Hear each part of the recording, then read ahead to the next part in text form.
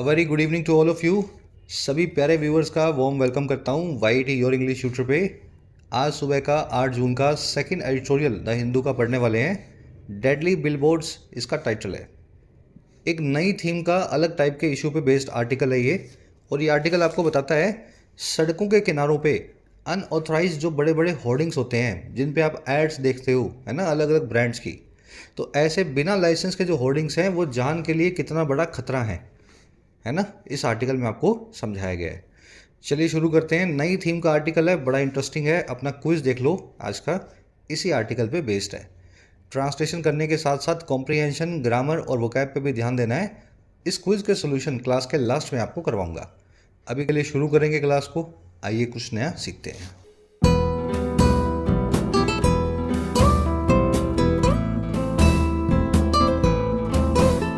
Alright, कैरेजी deadly billboards. देखिए, deadly का मतलब होता है मारक, घातक, जानलेवा, है ना। जानलेवा के लिए एक और वर्ड भी अपने पास, लीथल। लीथल। और बिलबोर्ड्स का मतलब क्या होता है? सड़कों के किनारों पे बड़े बड़े लगे हुए होर्डिंग्स, है ना। कभी इन पे आप किसी ऐड देखोगे किसी ब्रांड की, कभी किसी पार्टी का बड़ा सा कुछ बैनर देखोगे, कभी किसी पॉलिटिकल पार्टी के नेता की फ़ोटो देखोगे। कह रहा है जी, ये बिलबोर्ड जो लगे रहते हैं ना सड़कों के किनारों पे, ये बड़े डेडली हैं, बड़े ही घातक हैं, जानलेवा हैं। और बात किसकी हो रही है? On billboards and their regulation. बात की जा रही है इन बड़े बड़े बिलबोर्ड्स यानी होर्डिंग्स की और उनके रेगुलेशन की, उनके नियमन की। कैसे सरकारी एजेंसियां इन होर्डिंग्स को अलाउ करती हैं, कितनी होर्डिंग्स लाइसेंस वाली होती हैं और कितनी बिना लाइसेंस के कोई उखाड़ के या लगा के चला जाता है। चलिए अब टाइटल पैराग्राफ को देखेंगे, क्या कहना चाह रहा है। कह रहा है जी, despite frequent accidents there is no political will to regulate billboards। कह रहे बावजूद frequent accidents के, डिस्पाइट वर्ड का मतलब आप जानते हैं ना, बावजूद। यहाँ लिख दूँ बड़ा बड़ा, बावजूद।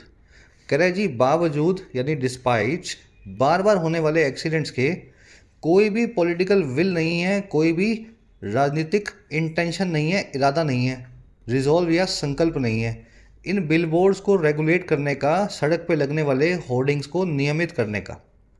आ रही है बात समझ में? और ऐसा क्यों होता है आपको जान करके हैरानी होगी। ज़्यादातर जो बिलबोर्ड्स आप सड़क के किनारे देखते हो वो नेताओं ने ही लगाए होते हैं। नेता लोग जो है किसी जगह को कब्जा कर लेते हैं, वहाँ पे अपना बिलबोर्ड ठोक देते हैं, फिर एडवर्टाइजिंग का पैसा कमाते हैं और पुलिस की नाक के नीचे ये सब कुछ होता है। ये आपको आगे बताएगा। तो कोई भी पॉलिटिकल विल आपको रिजॉल्व देखने को नहीं मिलेगा इन बिलबोर्ड्स को हटाने का, चाहे कितने भी एक्सीडेंट्स इनकी वजह से हो जाएं। पॉलिटिकल विल, विल का मतलब क्या होता है जी? आपका डिज़ायर, आपका विश, आपका इंटेंशन, किसी मामले को लेकर के आपका रिजॉल्व या आपका संकल्प। ठीक है। एज इसकी वर्ब है, क्लोज देयर से शुरू हुआ है। देयर से शुरू होने वाले क्लोज में सब्जेक्ट को वर्ब के बाद में रखा जाता है। समझ तो ना इस रूल को?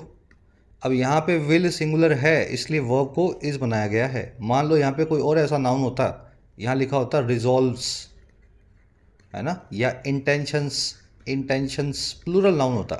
तो जैसे ही प्लूरल नाउन यहाँ लगता, वर्ब को भी प्लूरल करके आर आपको बनाना पड़ता। ये कॉमन सा कॉन्सेप्ट है, सभी लोग इसको याद रखें। आगे बढ़ेंगे।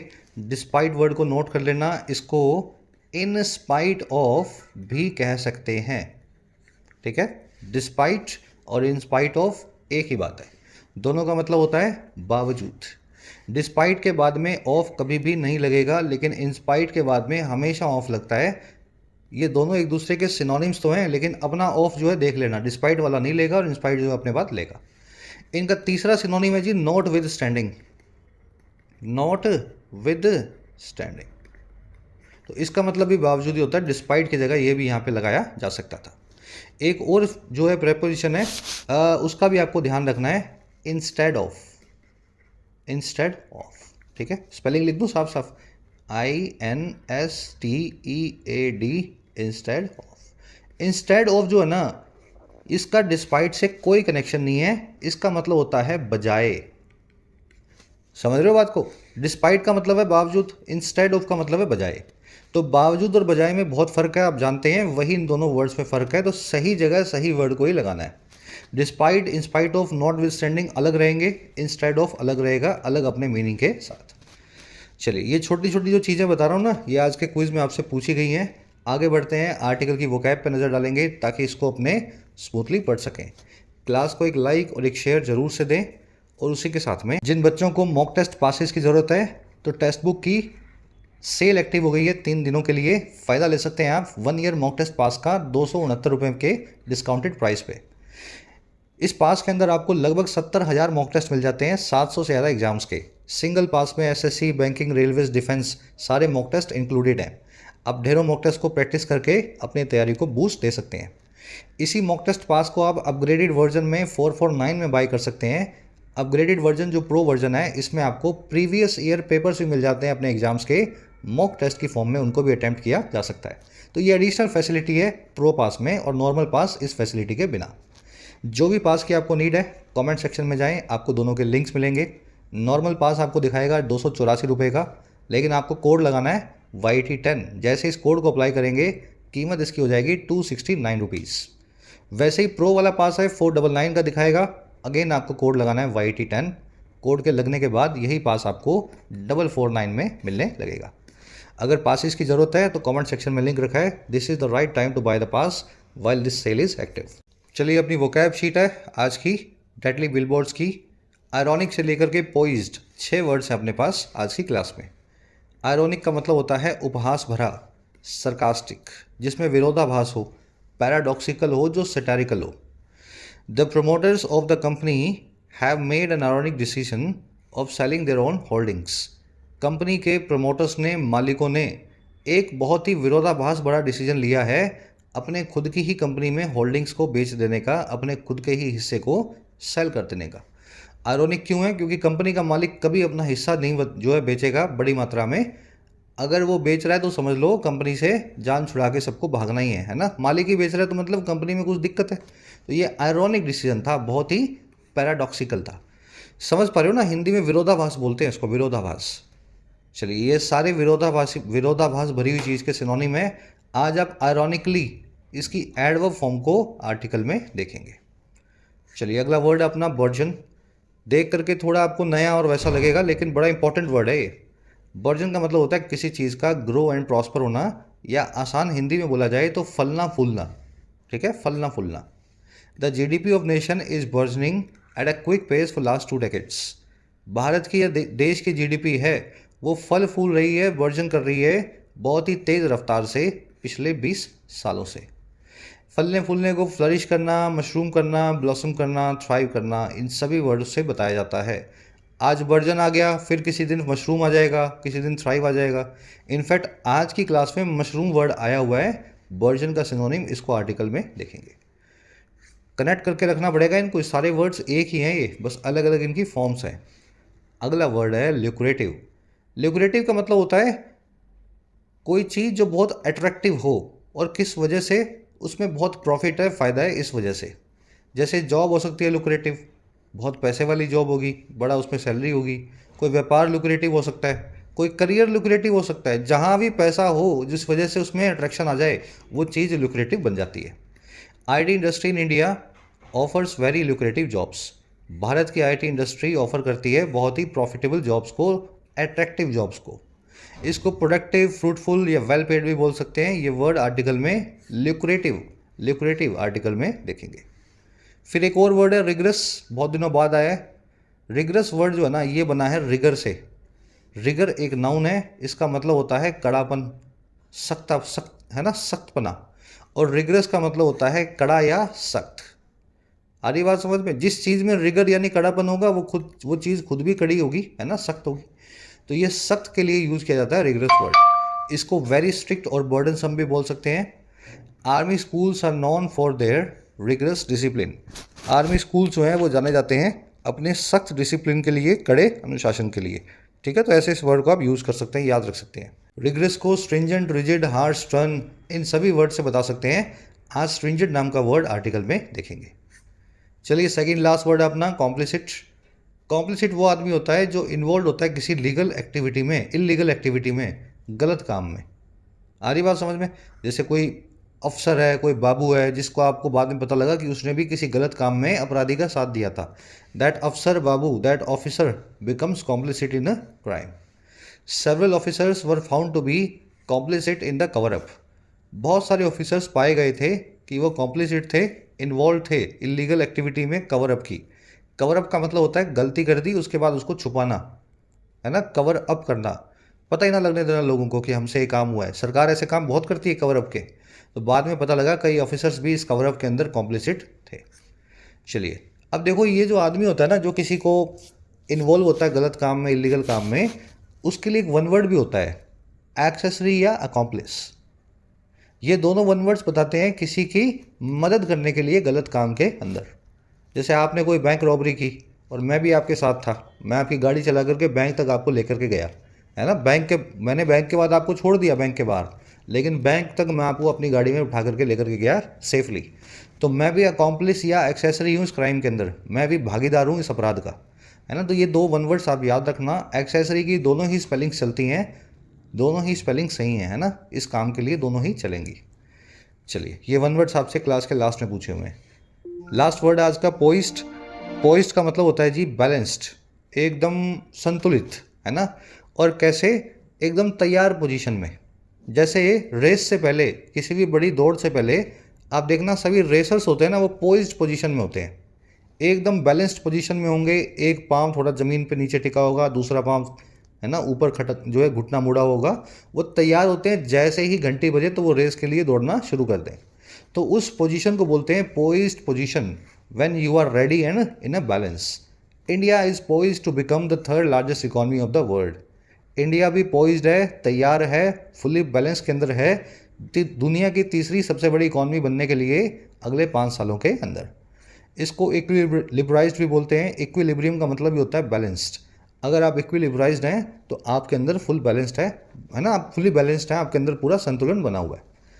चलिए 6 वर्ड्स हैं, डिटेल में करवा दिए आपको। आ जाओ आर्टिकल में एक समरी आपको दें किस बारे में लिखा हुआ है। समरी ये है कि सड़क के किनारे जो बड़े बड़े होर्डिंग्स, बड़े बड़े साइन बोर्ड्स आप देखते हैं, कभी किसी कंपनी का, कभी किसी नेता का, इनमें से ज़्यादातर साइन बोर्ड्स अनऑथराइज्ड हैं, बिना लाइसेंस के लगाए गए हैं।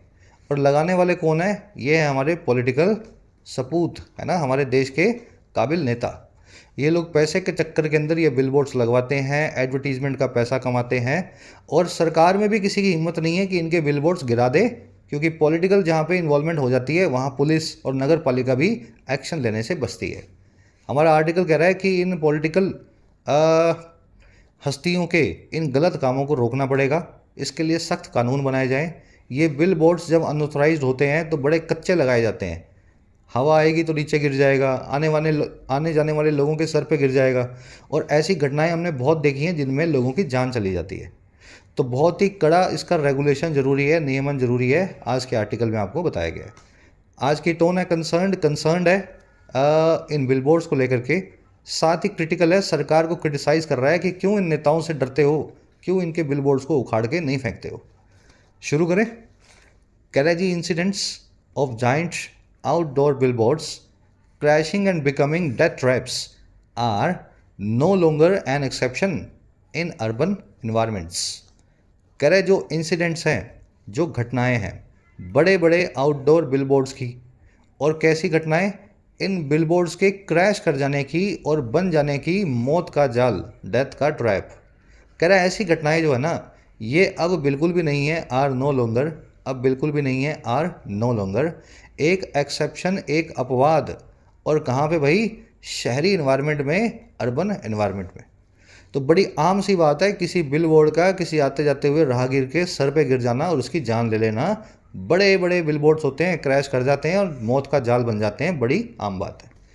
इंसिडेंट्स यानी घटनाएं, ये आपका सब्जेक्ट है। आर इसकी वर्ब है, plural subject, plural verb. Subject verb को पकड़ना बहुत ज़रूरी है। ग्रीन कलर में सारे सब्जेक्ट मिलेंगे, पिंक कलर में वर्ब्स मिलेंगी।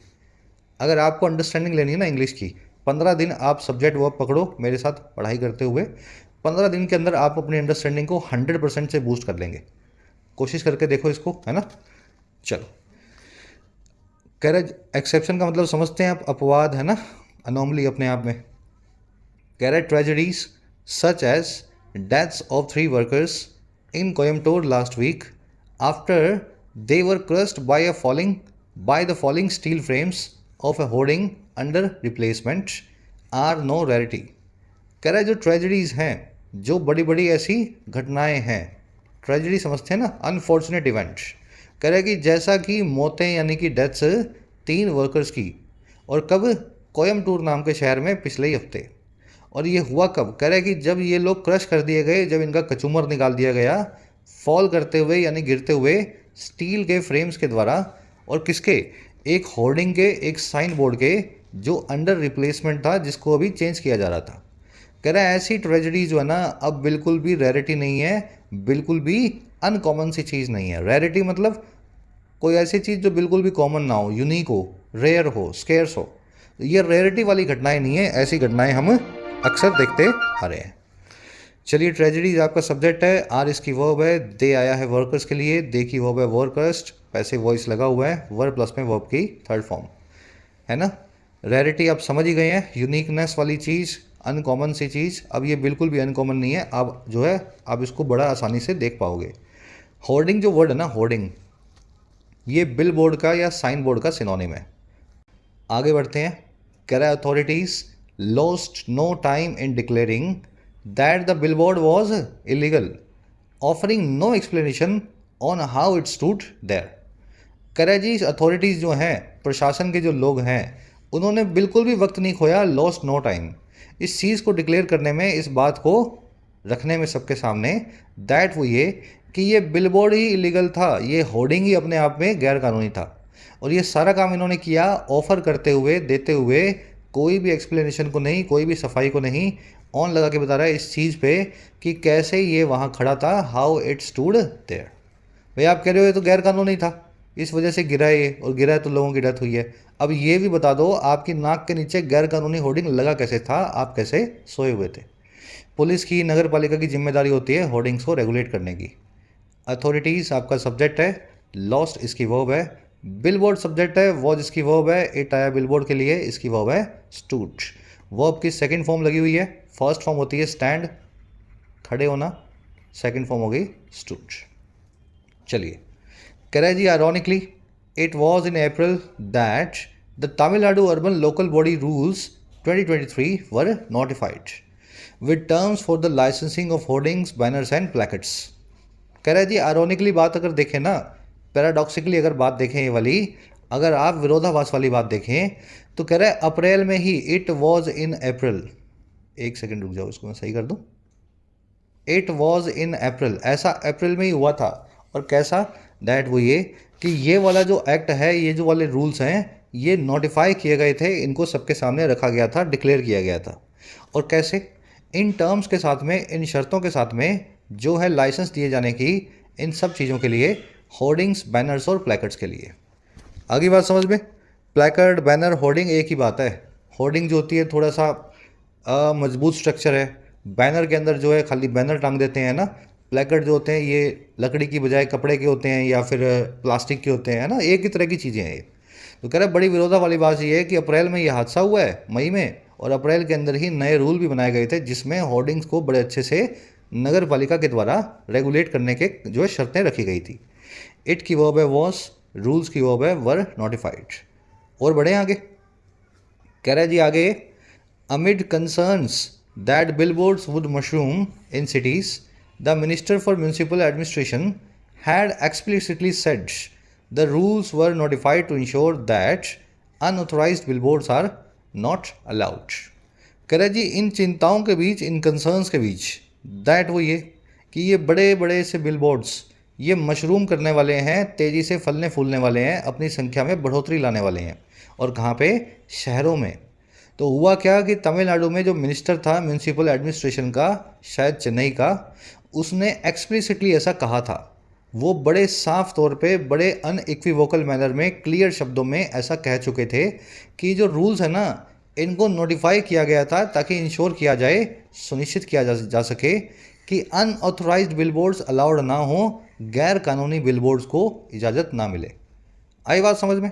तो बिलबोर्ड्स के लिए ही ये पूरा कानून बनाया था, और 1 महीने बाद बिलबोर्ड ही किसी के सर पे गिर गया। मतलब कानून बनाया, कानून गया पानी में, है ना, उसको कोई यूज़ नहीं कर, उसका कोई यूज़ नहीं आया कानून का। बिलबोर्ड्स की वर्ब है वुड मशरूम, वुड बता रहा है वीक फ्यूचर को, बिलबोर्ड शायद फ्यूचर में मशरूम करेंगे, मशरूम करना, थ्राइव करना, प्रॉस्पर करना, फलना फूलना, बड़ी संख्या में किसी चीज़ का ग्रो करना। मिनिस्टर की वर्ब है had said past perfect tense में। ये वाला टेंस जो है पास्ट का पास्ट है, देख लो। Said the rules were notified, है ना, तो ये मिनिस्टर ने पहले ही कह दिया था कि रूल्स ही नोटिफाई किए गए हैं। एक्सप्लिसिटली मतलब साफ तौर पे, क्लियरली, इन अ अनइक्विवोकल मैनर। जब कोई चीज़ बिल्कुल साफ बोलते हो तो उसको आप एक्सप्लिसिटली बोलते हो। रूल्स की वर्ब है वर नोटिफाइड। बिलबोर्ड्स की वर्ब है आर नॉट अलाउड। दोनों ही ये वर्ब्स पैसिव में है, वर प्लस में V3 और आर प्लस में V3। एक्टिव पैसिव और सब्जेक्ट वर्ब, ये दो चीज़ें पकड़ लोगे तो सेंटेंस आपके हाथ में आ जाएगा, है ना। कह रहा है जी, reports from at least 2 decades show the failure of many municipal corporation in curbing unlicensed hoardings. कह रहा है रिपोर्ट्स आई हैं कम से कम 2 decade से, पिछले 20 सालों से, और वो ये दिखाती हैं कि फेलियर है, नाकामयाबी है म्यूनसिपल कॉरपोरेशंस की, क्या बोलते हैं इसको, नगर परिषदों की, और किस में, कर्ब करने में, कंट्रोल करने में गैर कानूनी या बिना लाइसेंस वाली होर्डिंग्स को। तो रिपोर्ट तो भारत में यही बोलती है 20 सालों की कि किसी भी म्यूनसिपल कॉरपोरेशन को देख लो, होर्डिंग्स के ऊपर वो कंट्रोल नहीं कर पाती है, क्योंकि होर्डिंग्स लगाए जाते हैं नेताओं के द्वारा। अभी आगे आपको बताएगा। रिपोर्ट्स की वर्ब है शो, कर्ब करना, कंट्रोल करना। क्योंकि सब्जेक्ट यहाँ प्लूरल था इसलिए वर्ब भी प्लूरल है, रिपोर्ट्स प्लूरल इसलिए वर्ब के पीछे एस नहीं लगाया, है ना। कर्ब कंट्रोल करना, रेन इन करना, रिस्ट्रेन करना, कंस्ट्रेन करना। कह रहा है occasional corrective actions have most often been the result of the intervention of the judiciary. कह रहा है ओकेजनल जो करेक्टिव एक्शन होते हैं, कभी कभी जो सुधारात्मक कार्रवाई होती है, करेक्टिव मतलब सुधार वाली, एक्शन मतलब कार्रवाई। कह रहा है जी अक्सर वो रही है, have most often been, most often मतलब ज़्यादातर, और वो रही है रिजल्ट यानी नतीजा, दखल अंदाजी का, इंटरवेंशन का, और किसकी, हमारी जुडिशरी की, हमारी न्यायपालिका की।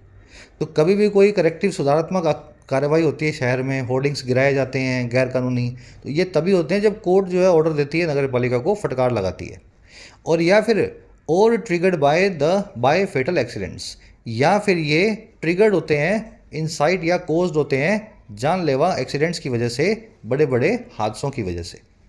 एक्शंस की 2 वर्ब है, पहली एक्टिव में हैव बिन और दूसरी है पैसिव में have been triggered. Actions have been result and actions have been triggered.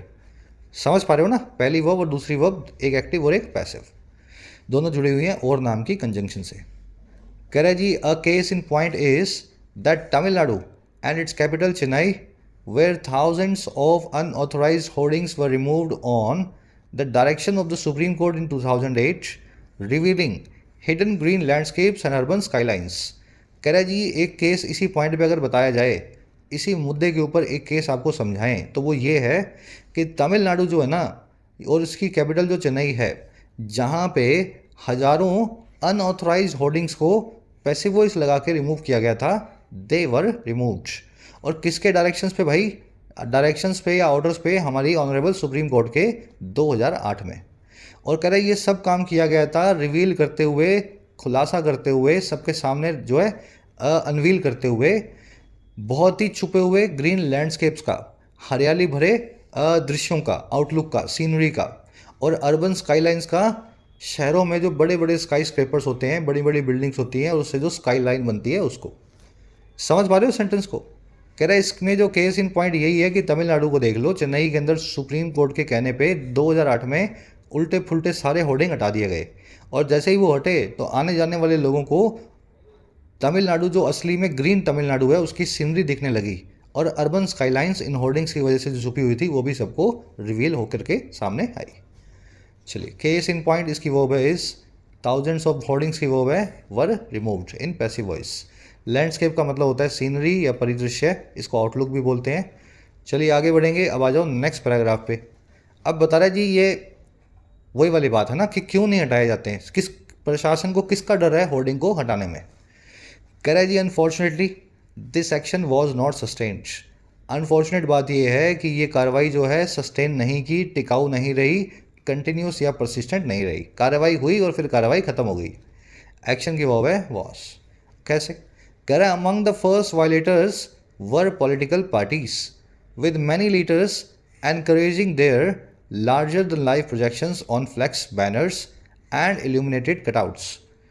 कह रहा है जी सबसे जो वॉयलेटर्स थे, जो आ, समझ गए, जो लोग वॉयलेट करते हैं ना पूरे मामले को, कानून का उल्लंघन करते हैं।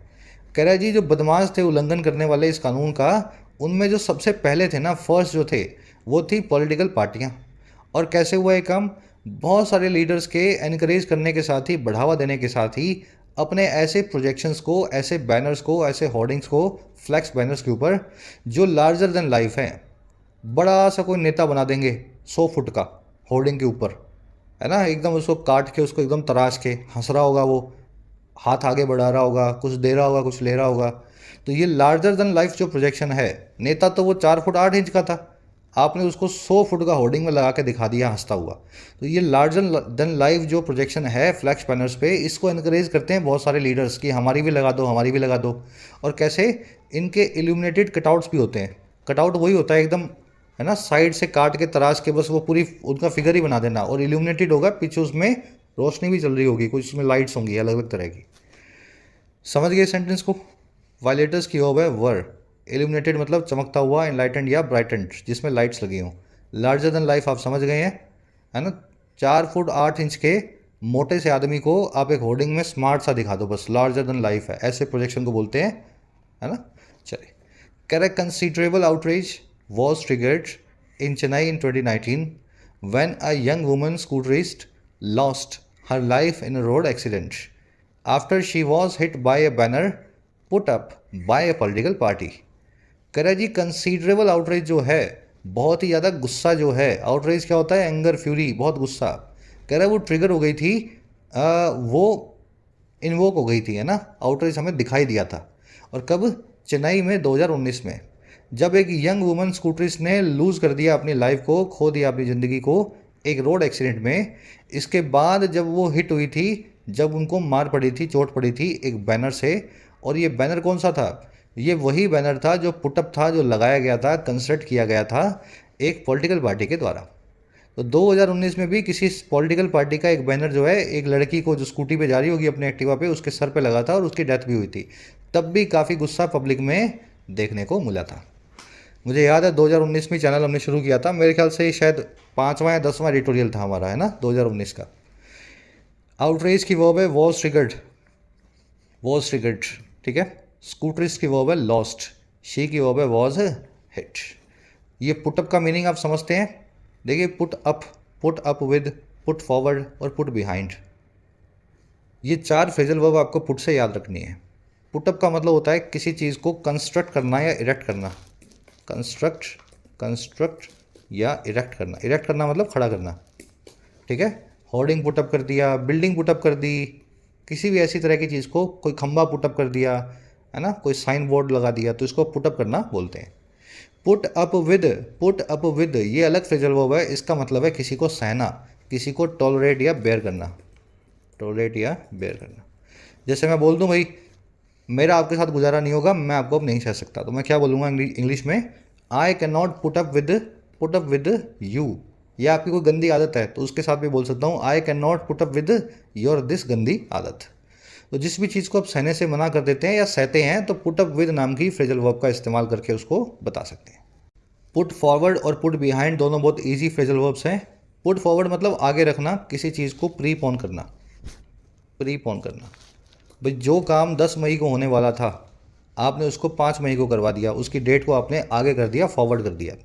और पुट बिहाइंड का मतलब क्या होता है? पीछे रखना, किसी चीज़ को पोस्टपोन करना। समझ पा रहे हो ना? प्रीपोन और पोस्टपोन क्या होता है? पहले करवा दिया तो पुट फॉरवर्ड, बाद में करवाया तो पुट बिहाइंड। चलिए याद रखेंगे इन फ्रेजल वर्ब्स को 4, आज के क्विज में आपसे पूछी गई हैं। कह रहा है जी with lucrative outdoor advertising rights being cornered by politically influential individuals and cartels, there is little administrative will to enforce legal and all-weather structural stability requirements। कह रहे जी इस चीज़ के साथ ही विद ल्यूक्रेटिव यानी प्रॉफिटेबल आउटडोर एडवर्टाइजिंग के rights के corner कर लेने के साथ ही, अपनी तरफ खींच लेने के साथ ही, जब किसी चीज़ को कॉर्नर करते हैं ना, तो आप उस चीज़ को खींच करके अपने कॉर्नर में ले आते हैं, अपनी तरफ ले आते हैं।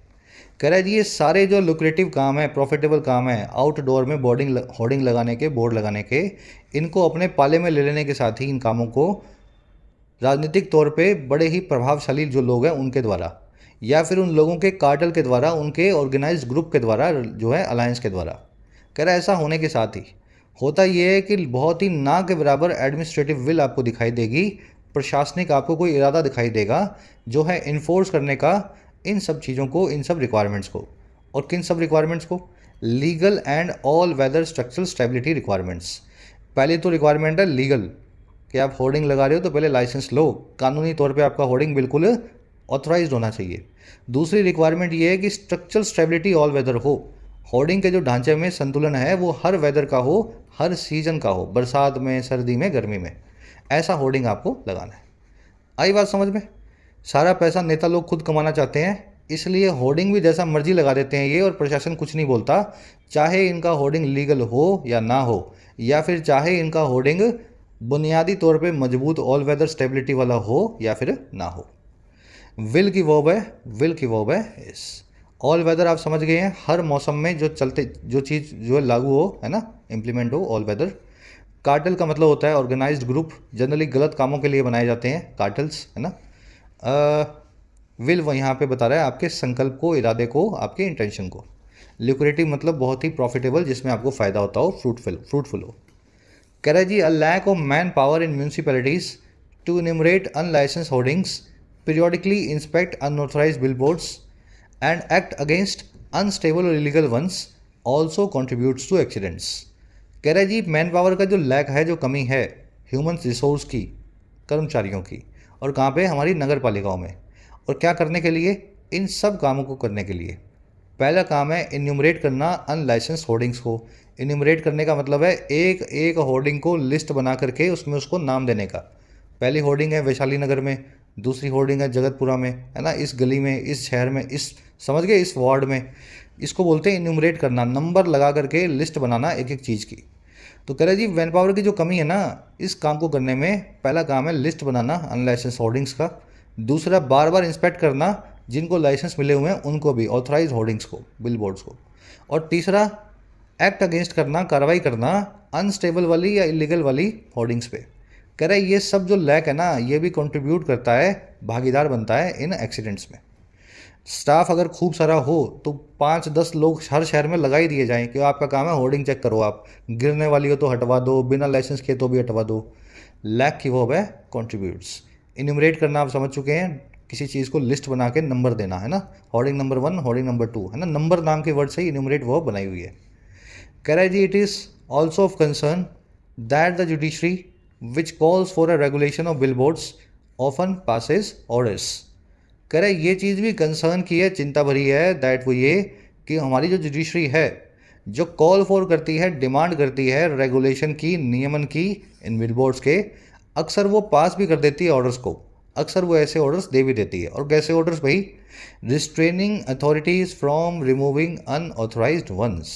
ये ऑर्डर्स होते हैं रिस्ट्रेन करने के, रोकने के, अथॉरिटीज़ को, प्रशासन को, जो है रिमूव करने का काम है अनऑथराइज्ड वाली होर्डिंग्स का, बिना लाइसेंस की होर्डिंग्स का। तो बड़ी अजीब सी बात नहीं है? हमारी जुडिशरी सबसे ज़्यादा चिल्लाती है कि होर्डिंग नहीं होनी चाहिए, रेगुलेशन हो, लेकिन जब हटवाने की बात आती है तब जुडिशरी के ही ऑर्डर पास होते हैं कि आप अथॉरिटी को बता दो कि ये होर्डिंग ना हटाई जाए, चाहे अनऑथराइज्ड है पर लगी रहने दो, अभी हम ऑर्डर पास कर रहे हैं, इसको मत हटवाओ। इट की वर्ब है इस, जुडिशरी की वर्ब है, जुडिशरी की वर्ब है पासिस। विच आया द जुडिशरी के लिए, इसकी वर्ब है कॉल फॉर। कॉल फॉर का मतलब होता है डिमांड करना, किसी चीज़ की मांग करना। रिस्ट्रेन का मतलब होता है जी लगाम लगाना, कंट्रोल करना, है ना, किसी को रोकना किसी काम को करने से। अब ये कॉल से बनने वाली सारी फ्रेजल वर्ब्स भी याद कर लो। कॉल फॉर तो मैंने बता ही दिया, डिमांड करना है किसी चीज़ की। फिर है कॉल ऑन या upon, call in an, call in on, है ना, कॉल एट और कॉल आउट। कॉल आउट का मतलब है किसी को चैलेंज करना, किसी गलत चीज़ को सबके सामने जो है ललकारना। आउट करने का मतलब क्या है? बाहर, किसी आदमी को उससे घर से बाहर बुला रहे हो, उससे चैलेंज कर रहे हो, लड़ने की कोशिश कर रहे हो, है ना, वहाँ से इसको जो है कनेक्ट कर सकते हो। कॉल एट का मतलब होता है किसी व्हीकल का बार बार किसी लोकेशंस पे रुकना। जैसे कोई गाड़ी निकली है दिल्ली से अहमदाबाद, तो रास्ते में रुकती हुई जाएगी ना, वो कभी अलवर रुकेगी, कभी जयपुर रुकेगी, कभी अजमेर रुकेगी, तो वो गाड़ी जो है कॉल ऐड कर रही है इन सभी लोकेशंस पे, 2-2, 5-5 मिनट के लिए रुक रही है। कॉल इन ऑन एक इंपॉर्टेंट फ्रेजल वर्ब है, इसका मतलब होता है किसी आदमी को एक ब्रीफ सी विजिट पे करना किसी से कुछ मिनटों या कुछ वक्त के लिए जो है मिलते हुए निकल जाना। रास्ते में अपने दोस्त के यहाँ रुके, दोस्त से मिले और फिर आगे बढ़ गए, तो you called in on your friend. बहुत ही नॉर्मल फ्रेजल वर्ब्स हैं, रूटीन लैंग्वेज में यूज़ होती हैं ये। अगर आप इंग्लिश मूवीज़ देखते हो, गाने सुनते हो, तो ये देखोगे आप। Call at somebody, call in on somebody, call on या अपॉन समबडी।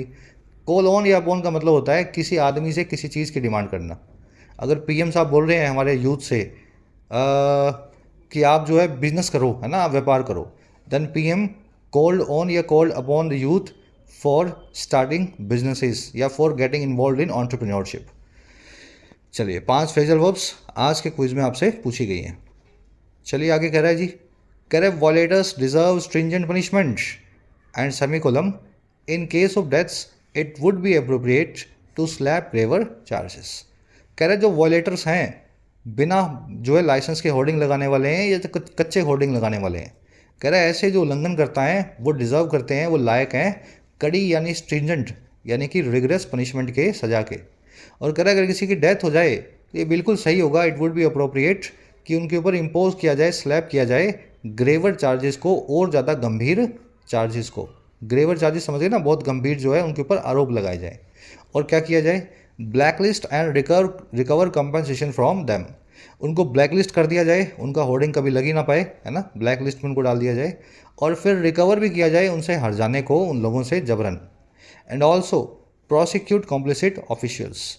ये भी बिल्कुल अप्रोप्रिएट है कि प्रोसिक्यूट भी करें, केस भी चलाएं ऐसे ऑफिशियल्स पे जो इनके साथ मिले हुए थे, जो पूरे मामले में कॉम्प्लिसिट थे, इस क्राइम में इन्वॉल्व थे। समझ पा रहे हो, ये लंबा सेंटेंस है लेकिन आसान है। वॉलेटर्स डिजर्व स्ट्रिंजेंट एक्शन या स्ट्रिंजेंट पनिशमेंट, और मौत के केस में it would be appropriate to do all this things. पहली थिंग है टू स्लैप ग्रेवर चार्जेस, दूसरी थिंग है टू ब्लैकलिस्ट देम, तीसरी थिंग है to recover compensation from them, और चौथी चीज़ है टू प्रोसिक्यूट कॉम्प्लिसिट ऑफिशियल्स। ऐसे ऑफिशियल्स को भी आपको प्रोसिक्यूट करके केस चलाना है, कोर्ट में लाना है, जो इन मामलों में इन लोगों के साथ मिले रहते हैं।